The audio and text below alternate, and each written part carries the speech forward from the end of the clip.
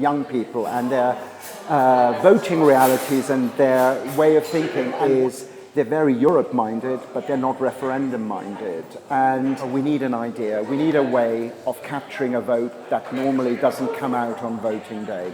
That's how we got involved, and then we had quite a lot of fun together because actually we spent the first few meetings sort of understanding what perhaps might be wrong with the current campaign for that generation. The way to do this is for me to step out of it, because I'm just too old, and to hand over to colleagues you've met, which are like Scott and TJ and Bella, who are all basically 26, 28, and let them speak to their peers the way they would speak to each other.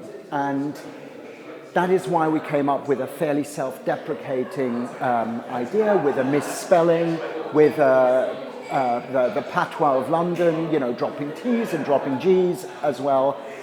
And if people want to have fun with that, absolutely great, because what we're trying to do is not just convince someone with arguments. We're trying to start a conversation. We're trying to provoke some rethinking. We're trying also to contrast this to the usual political discussion, which is about the merits and the counter-merits. It's really, we think, an emotional vote as much as it is a rational vote. And we wanted to let people know that this will touch them. This will touch their future.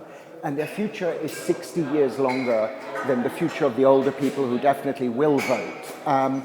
So if their way of getting involved is to spoof, is to have some fun with the puns or with the word in, or are you in or are you out, absolutely most welcome, because that is how communication happens. It's social, it's networked, and it's fun. This is meant to be quite entertaining as well. This summer, go inside the mind of a cliché killer. So I've spoken to the client and they've approved the brief, so I thought we'd get us all together and we can kick off this project and throw some ideas around. Tormented as a young B2B copywriter, his hopeful ideas twisted into the most horribly abused advertising symbols.